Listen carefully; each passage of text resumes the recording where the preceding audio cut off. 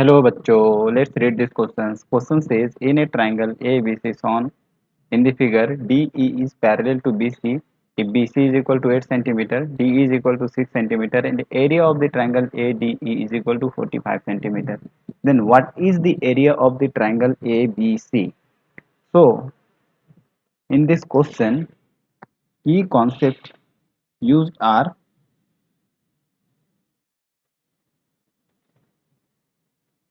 criteria for similarity of the triangle. First one,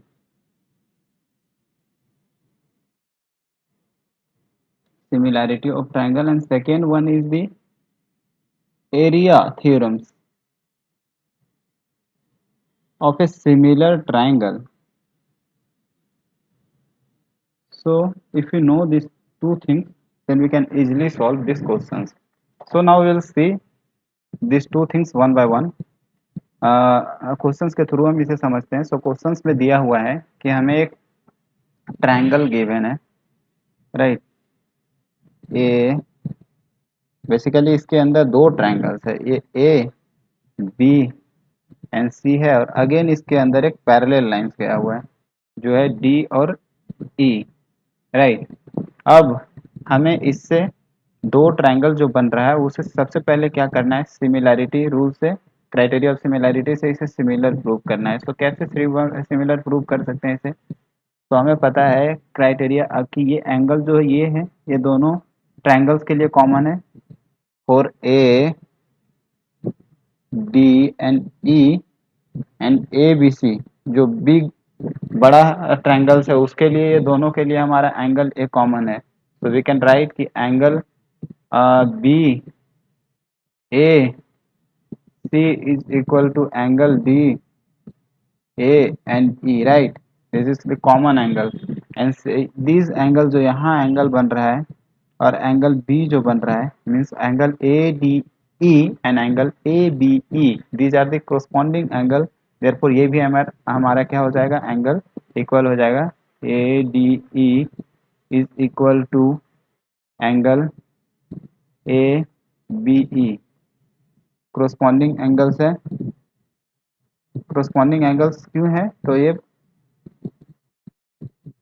हमें given है कि ये जो दो लाइन है डी ई और बी सी पैरेलल लाइंस है. सो पैरेलल लाइंस की वजह से ये हमारा एंगल इक्वल हो जाएगा. In similar way angle E और एंगल सी भी इक्वल होगा. बट हम ये दो अगर हमें मिल गया है then directly we can say कि जो ट्रायंगल्स हमारा बड़ा वाला ट्रायंगल है A B C, that will be similar to हो जाएगा किसका, सिमिलर टू हो जाएगा ट्रायंगल ए डी और ई, राइट.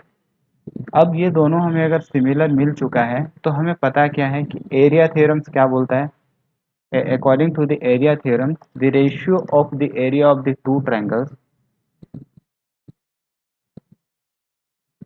ये किसके अकॉर्डिंग है? तो according to area theorem, let us suppose हमारा जो बड़ा ट्रायंगल है वो ए बी और सी है. दैट मीन्स इसकी एरिया अपॉन एरिया ऑफ जो छोटा वाला ट्रायंगल उसके अंदर बन रहा है, दैट इज ए डी और कौन सा है, ई नाम होगा, राइट.